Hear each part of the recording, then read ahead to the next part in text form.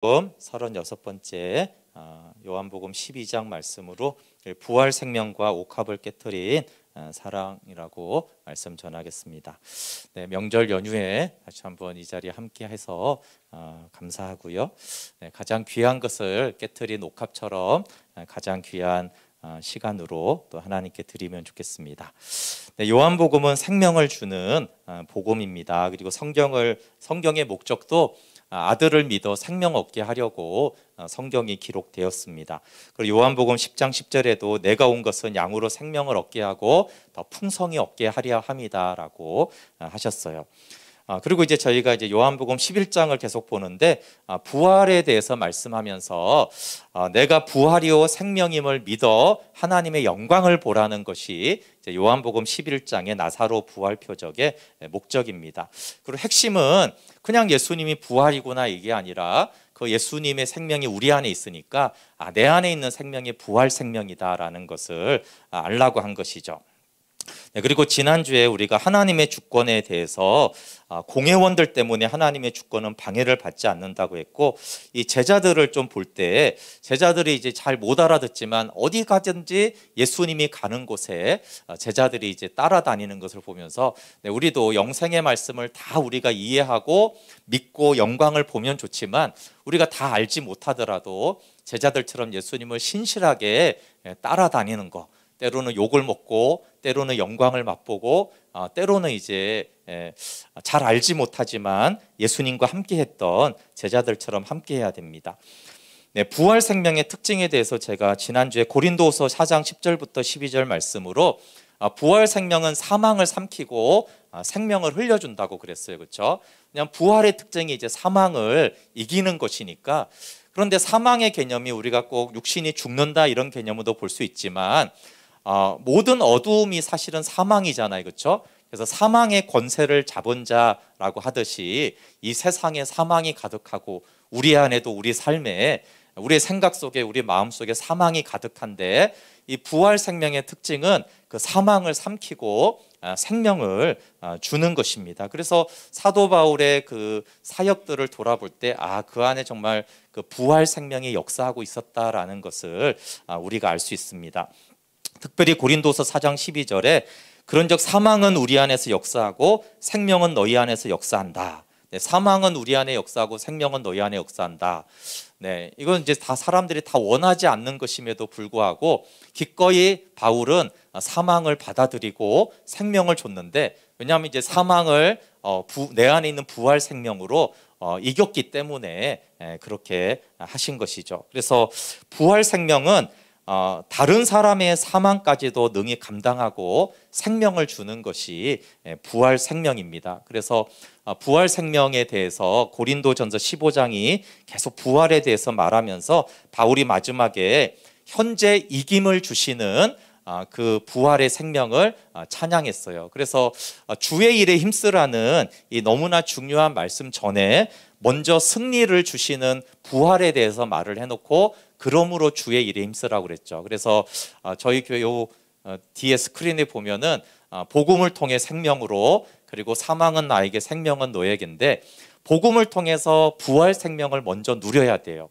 근데 부활 생명을 누리지 못하고 우리가 사망을 받아들이고 사람들을 섬기고 영혼들을 섬기는 건 좋은 것이지만 그 복음을 전하다가 오히려 사망에 삼켜질 수가 있잖아요. 그렇죠?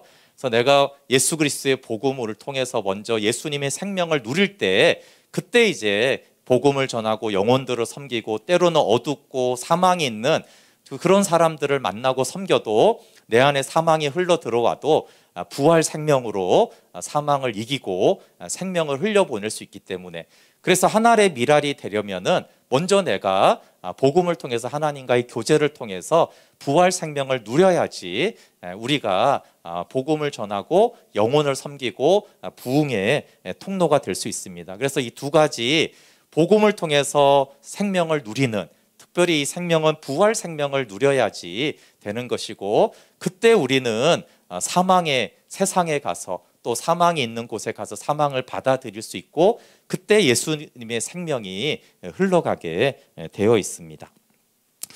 네, 이제 12장에 오면은 이제 11장, 12장은 이제 중요한 것이 생명이 있는 사람들을 향한 메시지라고 그랬어요. 그렇죠? 요한복음은 생명을 얻게 하는데 생명이 없는 자들도 밝혀요. 왜? 너 생명 없어. 그래야지 이제 예수님을 믿잖아요. 그렇죠? 근데 11장, 12장은 생명이 있는 이 나사로 가정에 예수님이 오셔서 부활 생명을 통해서 하나님의 영광을 보여주는 내용이라고 했고, 그러니까 11장에서 이제 영광을 봤으니까 그러면 이 영광을 본 자들, 부활 표적을 본 자들, 부활 생명을 안 자들은 어떻게 이제 하나님을 사랑하고 관계하는지가 12장에 나옵니다. 시작은 이렇게 6월절에부터 먼저 나옵니다. 6월절이 11장 5절에도 나오고 12장 1절에도 나와요. 왜 6월절이 계속 강조되겠어요? 6월절은 이제 6월절 어린 양 대신 예수님을 말하는 거예요.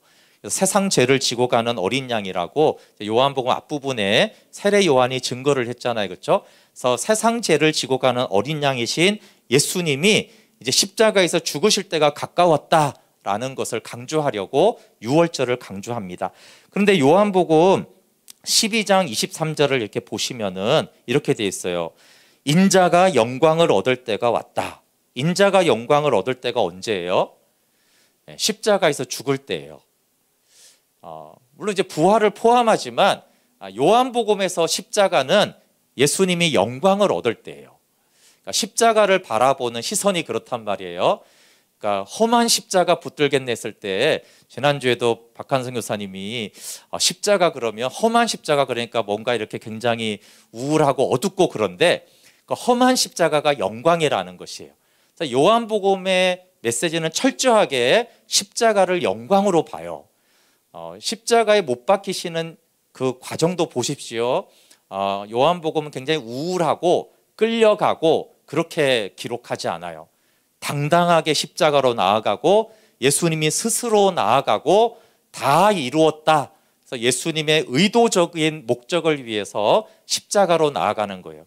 그래서 예수님은 십자가에 죽으실 때가 내가 영광을 얻을 때가 왔다 이렇게 말하는 것이에요. 왜 그렇습니까? 왜 이게 십자가가 영광을 얻을 때죠? 창세전에 하나님이 약속하신 대로 생명을 주는 때잖아요. 그렇죠? 그래서 예수님은 생명을 주러 왔는데 생명을 주기 위해서 십자가에서 못 박히기 때문에 이제 목적대로 생명을 주게 됐으니까 이 십자가는 영광의 때다 이렇게 말씀하고 있는 거예요. 요한복음 3장 13절부터 15절 우리가 잘 알죠. 하늘에서 내려온 자 곧 인자 외에는 하늘에 올라간 자가 없느니라. 모세가 광야에서 뱀을 든 것 같이 인자도 들려야 하리니 이는 그를 믿는 자마다 영생을 얻게 하려 하심이니라. 인자가 들려야 하리니 십자가에 못 박게 하니 왜요? 그를 믿는 자마다 영생을 얻게 하려고. 그러니까 이제 목적을 그렇잖아요. 우리가 이제 목적을 위해서 내가 축구를 하면 내가 월드컵에서 내가 우승하기 위해서 이제 죽도록 뛰어야 되잖아요. 그렇죠? 근데 그 죽도록 뛰는 거는 영광인 거예요. 고생을 막 하는 것이지만 내가 우승을 하러 왔다. 그리고 우승이 되는 그 순간 그 막 죽도록 뛰는 거는 고생이 아니라 영광스러운 플레이가 되는 것입니다. 그래서 요한복음의 십자가 고난은 영광을 위해 당당히 걸어가는 예수님이에요. 근데 이제 그기 전에 이 부활 표적, 부활 생명을 먼저 말했다라는 거예요. 근데 왜 죽음을 당당하게 걸어갈 수 있는 거는 부활 생명밖에 없잖아요. 그러니까 예수님이 부활이기 때문에 그 십자가 고난을 향해서 당당히 걸어가면서 내가 영광을 얻을 때가 왔다. 그러니까 예수님이 바울의 표현이 사실은 예수님의 표현인데 십자가는 부활이신 예수님이 사망은 나에게, 그게 뭐예요? 십자가 죽음은 나에게, 그리고 뭐예요? 생명은 너희 안에 역사한다. 내가 십자가 죽음을 내 안에 감당하고 그러면 내 안에 있는 생명이 너희 안에 흘러갈 것이다. 그리고 이제 십자가 죽음을 받아들인 예수님은 부활이시잖아요. 그러니까 부활이시니까 예수님은 이 사망을 이기고 승리하는 거예요. 그래서 바울이 사망은 나에게 생명은 너에게라고 한 것은 사실은 예수님의 십자가와 부활을 통해서 우리에게 생명 중 그대로 나는 너희에게 생명을 주고 있다 이렇게 말하고 있어요. 그래서 부활이시기 때문에 당당히 십자가 죽음으로 나아갑니다. 그래서 부활 생명을 가진 자의 십자가 길은 끌려가지 않고 당당하게 나가요. 그래서 우리가 왜 우리나라에도 주기철 목사님이나 손양원 목사님 같이 어떻게 보면 그 고난과 죽음을 향해서 십자가로 당당히 나아가냐? 억지로 가지 않거든요. 끌려가지 않거든요. 당당히 본인이 걸어간단 말이에요. 그것은 그 안에 부활 생명이 역사하기 때문에 그렇게 순교의 길을 갈 수가 있는 것이죠. 그래서 순교는 예수님이 우리 안에 부활 생명이 있음을 충만하게 알게 하실 때 갈 수가 있는 것입니다. 그래서 작게는 내 안에 부활 생명이 있을 때 우리 안에 삶의 어려움이나 대가를 지불하고 괜히 섬기는 험한 길, 나사렛을 향해서 가는 것은 부활 생명이 가진 자들의 특징이에요. 근데 이제 반대로서 공회원들이 나옵니다. 사람의 영광을 취하는, 하나님의 영광을 보지 못하니까 사람의 영광을 취해요. 그래서 여기 사두개인과 바리새인이 나오는데 대제사장들이 사두개인들이에요.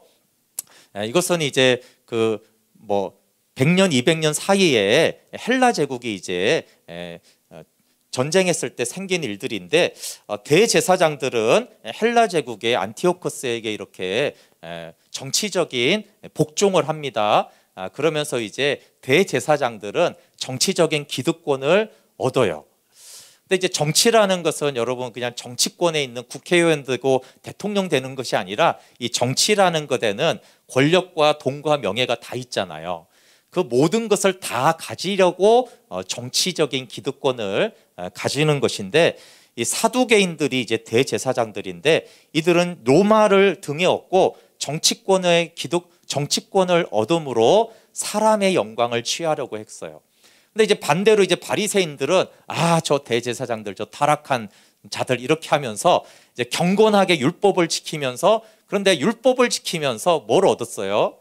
종교적인 기득권을 얻은 거예요. 그래서 사람들의 존경을 받고 그 존경을 통해서 돈을 사랑하고 돈을 받는 이렇게 바리새인들이 나온 것이죠. 근데 그래서 이제 제사장들과 바리새인들은 원래 상극이에요. 왜냐하면 제사장들이 타락하니까 바리새인들이 저들을 비난하면서 나온 거거든요. 그러니까 대제사장들은 요즘 말하면 여당이고 집권당이고, 이 바리새인들은 항상 야당이에요. 비판하는 세력. 그래서 원래 이제 여야가 항상 싸워야 되는데 예수님을 죽이는 일에 이들이 하나가 돼요. 그래서 대제사장들은 정치적인 기득권, 바리새인들은 종교적인 기득권인데, 하나님은 이들을 보기에 똑같은 거예요. 왜냐하면 이들은 겉으로는 하나님의 영광을 추구하는데 속에서는 보란듯한 사람의 영광을 취합니다. 요한복음 5장 44절에 보시면 이렇게 돼 있어요. 너희가 서로 영광을 취하고 유일하신 하나님께로부터 오는 영광을 구하지 아니하니 어찌 나를 믿을 수 있느냐. 이게 너무 참 찔리는 말씀이죠. 하나님께로부터 오는 영광을 구하지 않는 사람은 뭘 구해요? 서로 영광을 구해요. 교회 안에 우리가 서로 영광을 구할 수 있잖아요, 그렇죠? 목회자는 성도들에게 영광을 구하고, 성도들은 목사님한테 영광을 구하고, 서로가 칭찬과 인정과 존중과 막 이런 것들을 서로 원하면서 서로 영광을 주고 받으면서, 근데 뭐예요? 하나님의 영광을 구하지 않는다는 거예요. 그래서 내가 자꾸 사람으로부터 영광을 구하려고 할 때 그게 문제가 아니라 하나님으로부터 오는 영광을 내가 구하고 있지 않구나. 한편으로 내가 하나님으로부터 오는 영광을 자꾸 구하는 자는 사람으로부터 오는 영광에 별로 신경을 안 쓴다는 말이에요. 요한복음 12장 44절은 이렇게 말해요. 그들은 사람의 영광을 하나님의 영광보다 더 사랑했다. 이게 공회원들이에요. 이들이 하나님의 영광을 사랑했어요, 안 사랑했어요? 사랑했다고 표현해줘요. 그런데 사랑하지 않은 걸 뭐라고 말해요? 사람의 영광을 더 사랑하는 거예요. 그래서 우리가 하나님의 영광도 좋아하는데 사람의 영광을 더 좋아한다. 그러면 하나님의 영광이 사실 없다는 얘기죠. 그래서 내가 하나님의 영광을 더 사랑하는지, 사람들로부터 오는 영광을 더 사랑하는지, 사람으로부터 오는 영광을 더 사랑하는 사람들이 바로 공회원들이었어요. 하나님의 영광을 더 사랑하는 자는 십자가를 사랑합니다. 그래서 십자가를 사랑하는 사람들은 내가 이미 하나님의 영광을 사랑하는 사람들인 거예요. 근데 자꾸 십자가가 꺼려지고 멀어지고 멀리하는 것은 사람들의 영광을 더 사랑하기 때문에 십자가로부터 자꾸 멀어지는 것입니다. 11장과 12장을 오늘은 연결해서 보려고 하는데요. 이 부활 생명, 하나님의 영광을 본 이 나사로 가정은 예수님을 정말 사랑하게 됐어요. 1절에 유월절 엿새 전에 예수님은 베다니가 기적의 집이라는 뜻인데 정말 기적이 일어났잖아요. 그렇죠? 이 베다니에 오셨어요. 근데 2절에 보면 영광을 본 이 나사로 가정이 예수님을 영접해서 잔치를 벌입니다. 그러니까 잔치를 벌여 환대한다라는 것은 다른 관계성을 말해요. 이전에도 예수님은 이 나사로 가정에 자주 오셨어요. 그리고 이제 이 나사로 가정은 항상 예수님을 영접했고 이전에 누가복음에도 이렇게 예수님을 향해서 마르다가 접대하려고 이렇게 하는 걸 볼 수 있어요. 그런데 여기 12장 2절에서는 잔치를 벌였다고 얘기해요. 이 말은 뭘 말하겠어요? 그러면 성경에서 먹는다, 잔치를 벌인다 이런 것들은 교제를 말해요. 근데 먹는다 그러면 교제하는 걸 말을 하는데 잔치를 벌인다는 것은 풍성한 교제를 말하는 거예요. 기쁨의 교제를 말하는 거예요. 그러니까 나사로 가정이 평소에 하고 예수님하고 교제를 했는데 이제 이 교제의 깊이가 어떻게 됐어요? 기쁨의 교제. 그러니까 하늘에 속한 기쁨이 임하는 교제가 이제 나사로 가정에서 예수님과 함께 일어났다. 이런 거를 이제 잔치를 벌여서 나사로 가정이 예수님을 초대했다 이 말이에요. 탕자의 비유에서도 아버지와의 관계성이 여러 가지로 나오는데 마지막에 잔치에 참여하게 하잖아요. 그렇죠? 이 잔치에 참여한다는 것은 이제 아버지와 아들의 관계가 기쁨으로 충만한 사랑과 기쁨으로 충만한 그 관계성을 표현하는 것이 잔치에 들어와라 이런 말이죠. 마찬가지로 이렇게 잔치가 일어나요. 그리고 이제 잔치가 일어나면서 하나님의 영광을 본 이 가정이 예수님과의 관계성이 이렇게 나와요. 그 전에 이렇게 마르다를 한번 보면은 누가복음 10장 39절 40절에요. 그에게 마리아라는 동생이 있어 주의 발치에 앉아 그의 말씀을 듣더니 마르다는 준비하는 일이 많아 마음이 분주한지라 예수께 나아가 이르되 주여 내 동생이 나 혼자 일하게 두는 것을 생각하지 아니하시나이까 그를 명하사 나를 도와주라 하소서. 이게 마르다에게 나타난 현상이 뭐예요?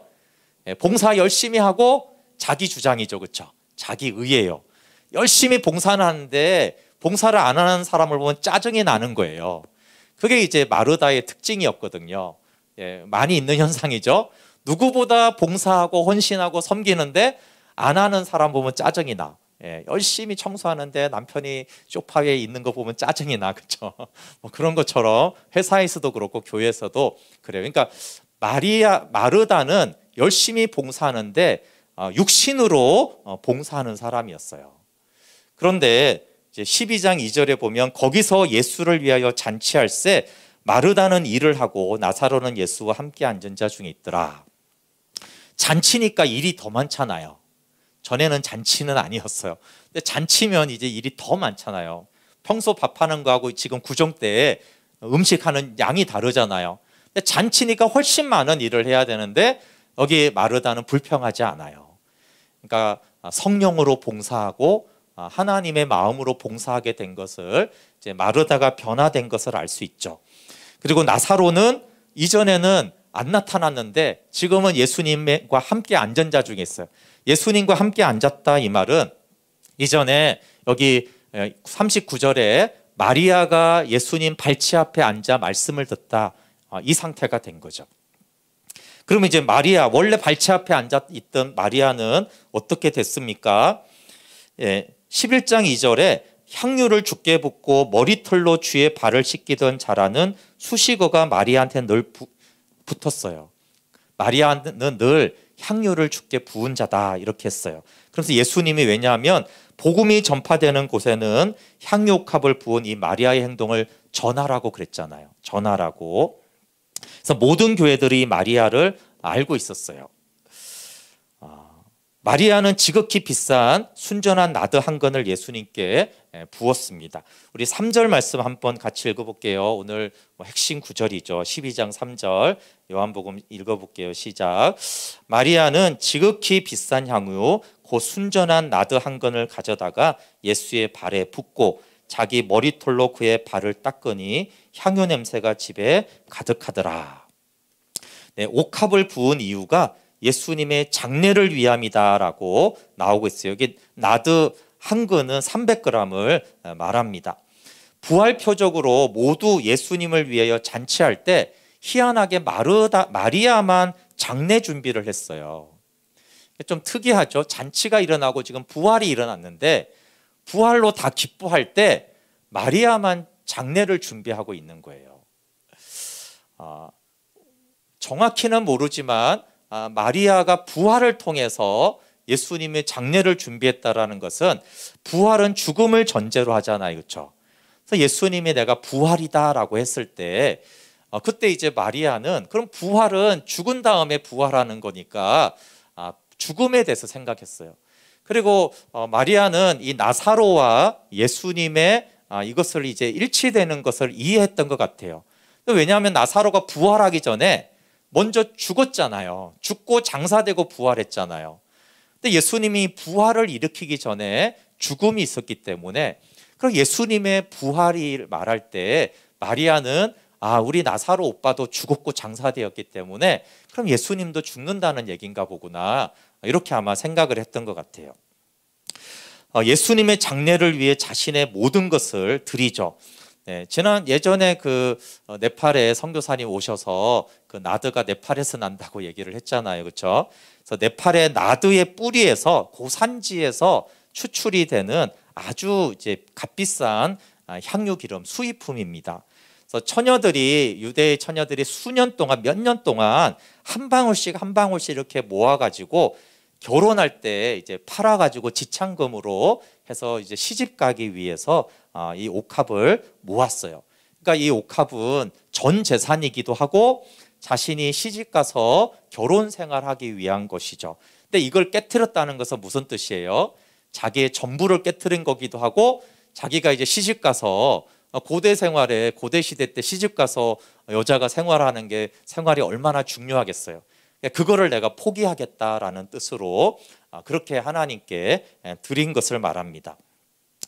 부활 생명을 주는 예수님을 전부를 주어 사랑했습니다.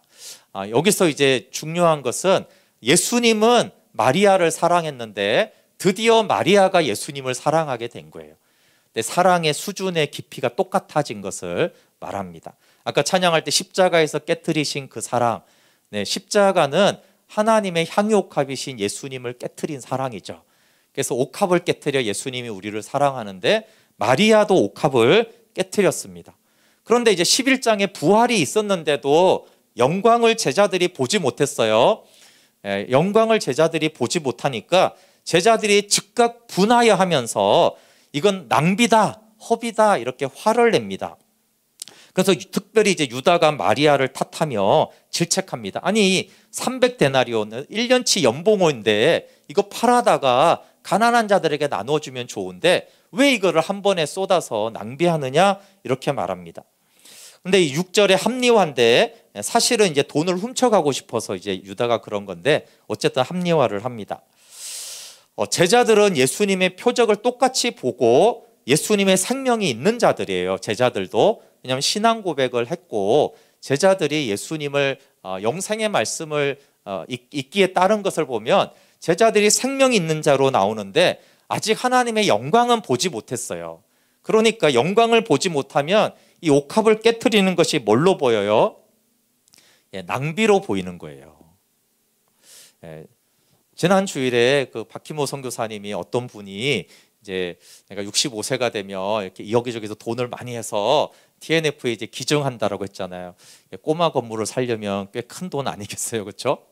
그렇지만 그분이 갑부가 아닌데 왜 자기의 전부를 그렇게 드리겠어요? 근데 그런 것을 봤을 때 그게 낭비로 보이는지 아니면 정말 하나님을 사랑해서 하는가 하는 거죠. 근데 특별히 나는 어떤가라고 했을 때 보세요. 이게 좀 말이 안 되는 게 마리아가 300데나리온의 향유를 예수님 발에 부은 거는 낭비입니까? 아닙니까? 이건 낭비예요. 낭비. 그런데 제자들이 봤을 때 낭비라고 생각했을 때 마리아가 봤을 때는 어떻겠어요? 남의 돈 10억하고 내 돈 10억하고 어때요? 지금 제자들은 남의 돈이잖아요.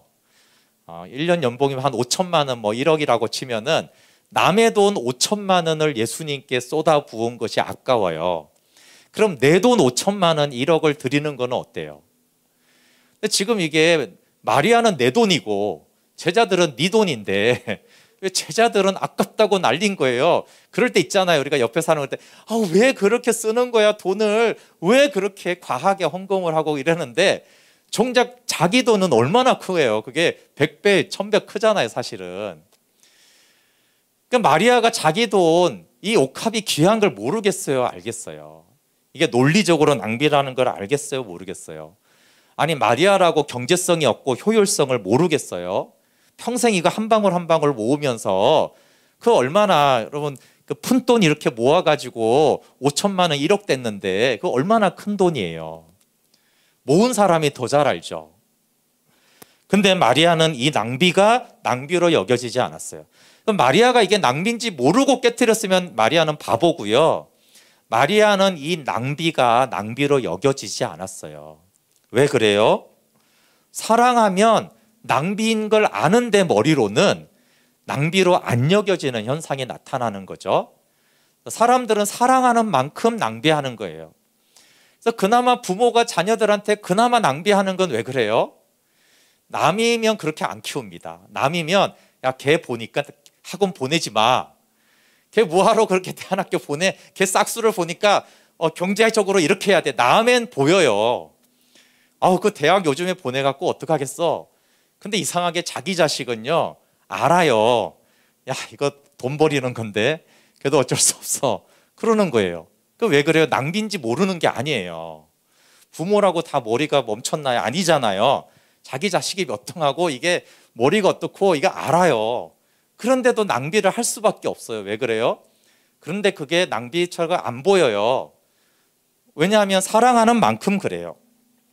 그래서 사실은 낭비하는 만큼 사랑하는 거죠. 그 사람을 낭비하는 만큼 사랑하는 거예요. 그래서 누군가를 사랑한다고 했을 때 그 사람이 얼마나 낭비하는가, 알고 있는데 낭비하는가, 그만큼 사랑하는 거죠. 근데 낭비를 하나도 하지 않는다, 그러면 그거 덜 사랑하는 거죠. 그러니까 지금 이 제자들은 예수님을 사랑하긴 사랑하는데 낭비하기 싫은 거예요. 낭비하기 싫은 만큼 사랑하는 게 지금 제자들의 수준이죠. 그러다 보니까 낭비하는 게 싫으니까 제자들의 관심은 어디 있어요? 우리가 잘 알듯이 마지막에 십자가 앞에서 높은 자리를 청탁하고 누가 크냐 싸웁니다.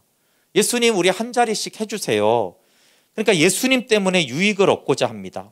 그럼 우리가 하나님의 영광을 보지 못하면 하나님 이용해서 덕보려고 하는 마음이 생겨요. 근데 어쩔 수가 없는 거죠.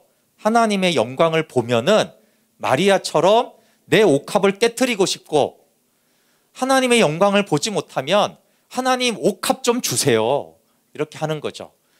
하나님의 영광을 보면 이 옥합을 드리겠어요, 이렇게 되는 거고, 그게 이제 영광을 본 자와 못 본 자들의 차이가 되는 것입니다. 근데 나중에 이 제자들이 사도들이 된 다음에 어떻게 돼요? 다 하나님의 영광을 보고 이제 사도행전의 사도들이 되니까 어떻게 해요? 다 자기 옥합을 깨트리잖아요, 그렇죠? 자신의 삶과 순교까지 하면서 옥합을 깨트려요. 그러니까 하나님의 영광을 보게 해주십시오, 그러면 아까운 게 없는 거죠. 근데 마리아가 드린 거는 가장 값진 것 전부, 시집만 드린 게 아니고요, 자존심까지 다 드렸어요. 옥합은 전부인데 옥합을 깨트리면서 뭘 합니까? 머리털로 예수님의 발을 씻어요. 요즘도 여러분 이 머리털이 이제 중요하지만 고대 때는 이 머리털은 여자의 영광을 말하는 거예요. 여자의 영광. 그래서 또 모슬렘 지역에서 이렇게 머리를 가리는 것도 그게 의미가 있는 게 중요하다라는 거예요. 머리털, 이게 여자의 영광인데, 발을 씻는 거는 들으셨잖아요. 발을 씻는 건 노예 중에서도 가장 하층 노예가 발을 씻는 거예요. 근데 자기에게 가장 고귀한 머리털로 가장 하찮은 노예가 하는 발을 씻는다라는 건 뭘 말하겠어요? 그것은 자신의 자존심을 다 드리는 거예요. 그러니까 이걸 사람들이 보면 저거 발을 씻는 건 노예가 하는 건데, 그 노예가 하는 것도 손으로 노예를 씻잖아요, 발을. 근데 머리털로 씻는다라고 했을 때 그것은 자신의 자존심까지 다 깨트려서 예수님을 사랑한다라는 고백을 하고 있는 거죠. 그러니까 여러분 자신의 덤불을 드리는 거하고 또 자존심은 또 다릅니다, 여러분. 우리가 예수님 봉사하는 거, 제가 헌신할 때 가장 어려운 거는 헌신은 하겠는데 자존심은 못 드리겠더라고요. 그러니까 헌신은 하는데 누군가 나의 자존심을 짓밟으면 너무 화가 나요. 선교도 가기 싫고 섬기기도 싫게 하는 거죠. 근데 누군가 자존심을 나를 짓밟는데 여전히 예수님의 사랑으로 섬기는 그것이 이제 발을 머리털로 씻었다라는 것입니다. 부활 생명은 옥합을 깨트리는 사랑을 하게 해요. 모두가 낭비라고 분노할 때 예수님은 이 낭비의 사랑을 기쁘게 받습니다. 예수님의 공생애 때 이렇게 예수님이 기쁘게 받은 예물이 있는지 모르겠어요. 없을 거예요. 예수님이 너무 기쁘게 받죠. 왜냐하면 그 낭비적인 사랑이에요. 그러니까 믿음을 칭찬한 적은 있는데 이건 다르잖아요, 그렇죠? 그 수로보니게 여인이 내 믿음이 크도다. 그거는 어쨌든 그 여자가 도움을 받은 거고, 이건 차원이 다르죠. 예수님에게 드려서, 예수님에게 뭘 드린 사람 자체가 별로 없어요. 그렇잖아요. 공생애 때 보시면 예수님에게 뭘 드린 사람 자체가 별로 없는데 가장 귀한 것을 드려서 예수님이 가장 기뻐한 곳이 이 본문이에요. 얼마나 기뻤으면 복음이 전해지는 곳마다 이 여자가 한 일을 다 전해라 그랬잖아요. 네, 마가복음 14장 9절에 내가 진실로 너에게 이르노니 온 천하에 어디서든지 복음이 전파되는 곳에는 이 여자가 행한 일도 말하여 그를 기억하리라. 너무 기뻐한 거죠. 복음이 전파되는 곳마다 이 마리아가 행한 일을 너희도 전해라. 그래서 저도 전하잖아요, 그렇죠? 하나님과 생명의 사귐을 갖는 자들은 이렇게 하나님을 사랑하게 된다라는 것을 전하라는 거예요. 하나님의 영광을 본 자들은 옥합을 깨트린다. 왜 근데 복음이 전해지는 곳마다 이걸 전해야 돼요? 복음이 전해지는 곳에는 이제 생명을 얻는데, 생명을 얻은 모든 사람은 마리아처럼 해야 된다라는 거예요. 그럼 이게 율법의 요구가 아니라 뭐예요? 생명을 얻은 모든 자들은 마리아처럼 하나님의 영광을 봐야 된다라는 거예요. 생명을 얻은 모든 자들은 마리아처럼 부활 생명을 알아야 된다라는 거죠. 그래서 여러분, 우리가 하나님의 영광을 보고 부활 생명이 있음을 아는 거는 어떤 특정한 그리스도인이 아니라 복음을 전해 들은 모든 성도들이 하나님의 영광을 보고 이 마리아처럼 하나님을 사랑하게 돼야 된다라는 것이 예수님의 의도예요. 그러니까 이 옥합을 깨트리는 것은 모든 성도들에게 해당이 되는 것입니다. 부활 생명과 옥합을 깨트리는 사랑은 연관이 돼 있어요, 여러분. 그래서 11장에 영광을 보는 부활 표적과 12장의 옥합을 깨트리는 사건은 정말 연결이 바로 된 거예요. 만약에 11장이 없다라면 12장의 옥합을 깨트리는 사랑까지 마리아가 잘하지 못해요. 그러니까 우리가 부활의 주님을 알고 내 안에 부활의 생명이 있어서 그 영광을 보는 것이 옥합을 깨트리는 거예요. 그러니까 생명이 있는 자였는데 마리아가 11장에서 부활 생명을 알면서 영광을 보잖아요, 그렇죠? 그럼 옥합은 어떻게 깨트렸어요? 억지로가 아니라 저절로 깨트렸다는 거예요. 이게 중요하죠? 우리가 결단하고 옥합을 깨트리는 게 아니고요, 마리아가 저절로 옥합을 깨트리게 됐어요. 왜요? 하나님의 영광을 보니까, 그 부활을 통해서 부활 생명인 것을 아니까, 예수님이 부활이구나, 이걸 알고 나니까 저절로 그분의 장례를 준비하고 십자가를 사랑하고 옥합을 깨트렸어요. 십자가 사랑을 예표하는 옥합입니다. 또 하나는 이 옥합이 십자가를 예표하는, 그래서 예수님의 십자가를 증거하는 마리아가 됐어요. 아까 말한 대로 하나님의 향유 옥합은 독생자 예수 그리스도입니다. 하나님께 가장 소중한 거는 우주 만물도 아니고 아들이시잖아요. 창세전의 아들.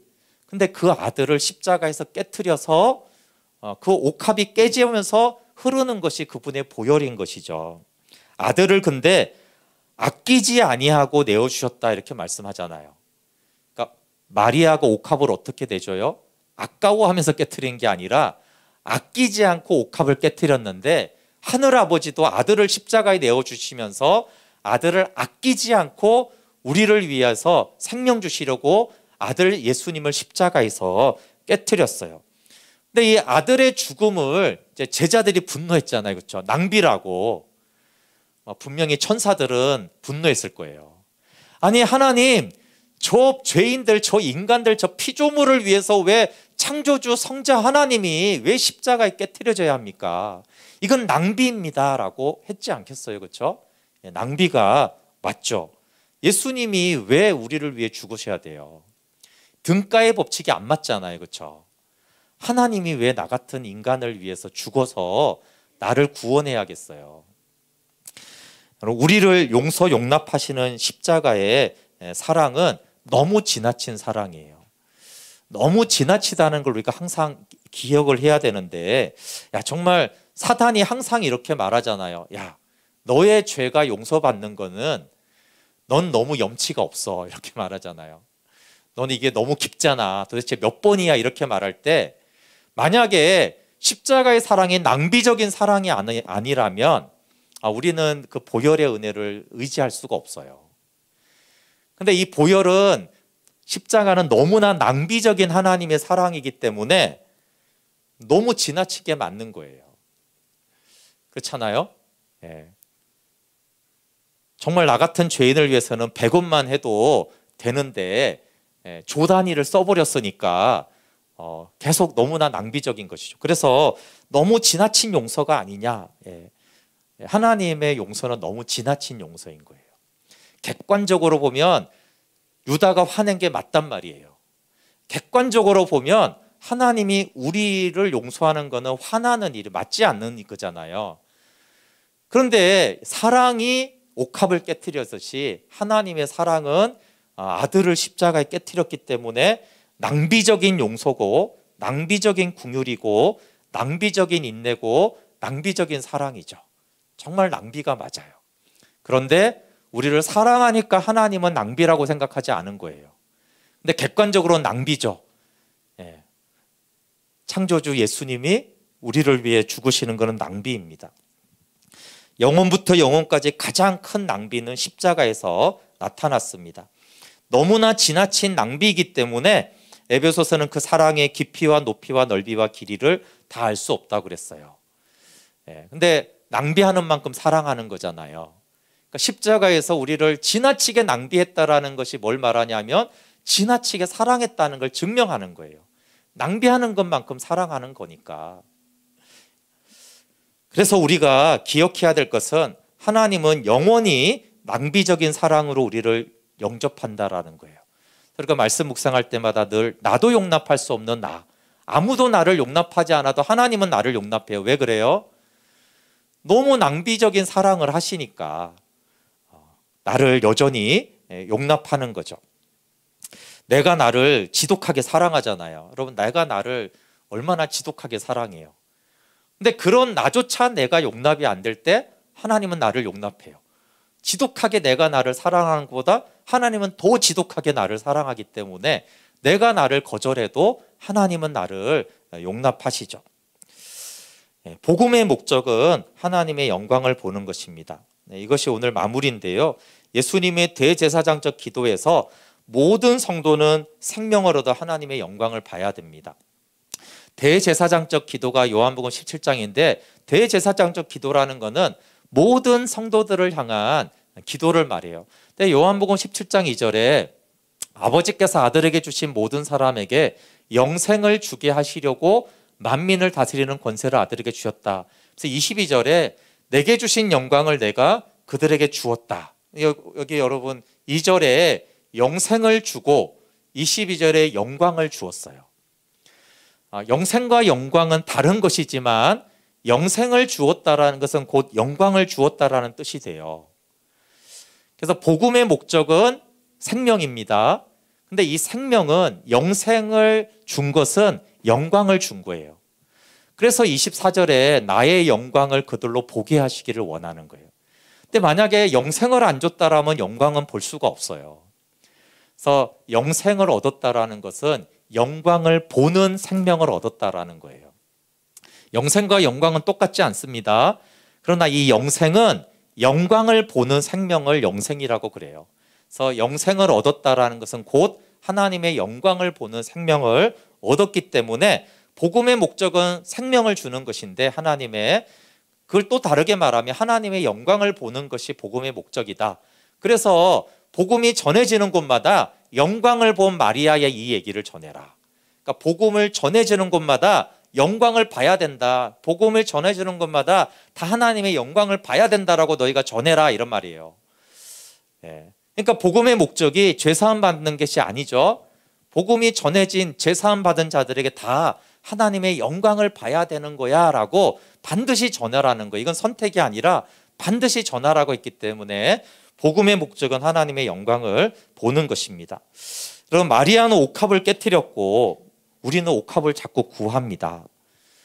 근데 좌절하지 말 것은 마리아도 그랬어요. 11장의 앞부분에 뭐라고 그랬어요? 주께서 여기 계셨더라면 우리 오라비가 살아났을 텐데.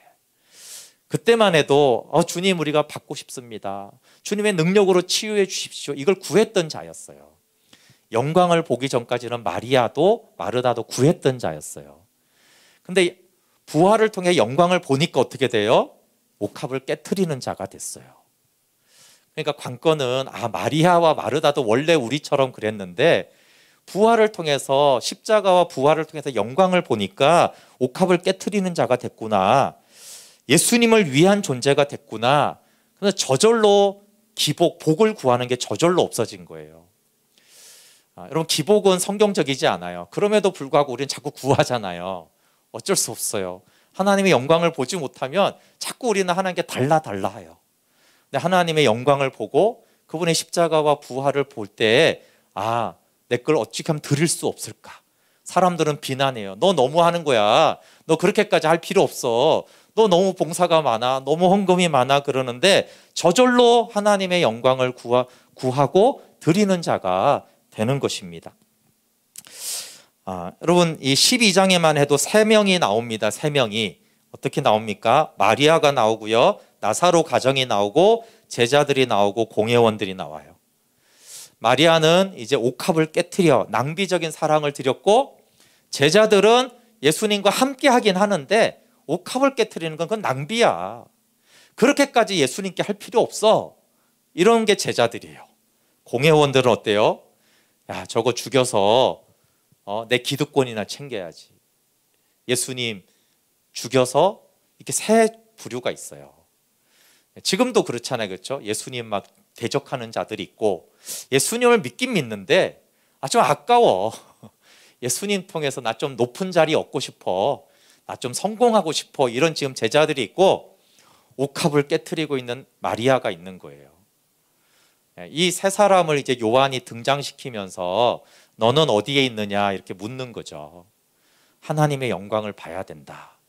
그래서 복음을 듣는 자는 다 이 마리아처럼 순전한 사랑으로 돌아와야 된다. 마지막으로 이 나사로가 살해 위협을 받아요. 예수님 때문에 나사로까지 죽이려고 하거든요. 근데 나사로는 두려웠을까요? 안 두려웠을까요? 제 생각에는 안 두려웠을 것 같아요. 왜요? 그 전에 처음 죽을 때는 되게 두려웠을 것 같아요. 죽음이 처음 죽어봤잖아요. 막 고통이 오고 죽음이 왔을 때 예수님 믿어도 좀 두려웠지 않을까 싶어요. 근데 부활을 경험했잖아요, 나사로가. 그러면서 나사로도 아마 하나님의 영광을 보지 않았겠어요, 부활하면서. 그러면서 다시 죽음의 위험이 왔을 때 부활을 알기 때문에 나사로는 아마 여기서는 안 두려워했을 것 같아요. 그 복음생명 캠프에 중국계 선교사로 가신 그 뇌암 판정을 받은 목사님이 오신 적이 있어요. 뇌암 판정은 5년이 지나도 완치 판정을 안 해준대요. 왜냐하면 의사는 죽을 수밖에 없다 자꾸 이렇게 말한대요. 이거는 이게 낫는 게 아니다. 죽는다. 근데 이상하게 이분이 오랫동안 살고 있어요. 근데 항상 이제 병원에 갈 때마다 의사는 다 겁주는 거예요. 이거는 낫는 병이 아니라고. 그 위치가 그렇대요. 이거는 나을 수가 없는데 이상하게 오래 산다고. 그러니까 이분이 항상 이 죽음의 위협에 항상 있는 거예요. 그리고 상해 사니까 이렇게 공기가 안 좋잖아요. 그러니까 그런 게 좀 스트레스가 됐는데 이분이 이제 부활 복음을 듣고 이렇게 말하더라고요. 부활 복음을 들으니까 내가 죽음이 두렵지 않게 되었다. 그러니까 부활의 그 메시지가 딱 들어오니까 이제는 죽음에 대한 두려움이 없어졌습니다. 그렇게 하더라고요. 나사로가 이 부활을 알면서 죽음에 대한 두려움을 이기고 그 하나님의 영광 안에서 동일하게 따르지 않았을까 합니다. 부활 생명은 다시 말하면 이 세상의 위협을 이긴다라는 거예요. 이 세상이 우리를 막 위협하잖아요. 근데 우리가 정말 부활을 모르고 부활 생명이 없으면 두렵잖아요. 부활 생명이 있으면은 두렵지 않은 거죠. 위험이 없다라는 게 아니라 위험이 있어도 두렵지 않게 세상을 향해 믿음으로 나가서 승리할 수가 있습니다. 우리 함께 찬양하고 같이 기도할게요.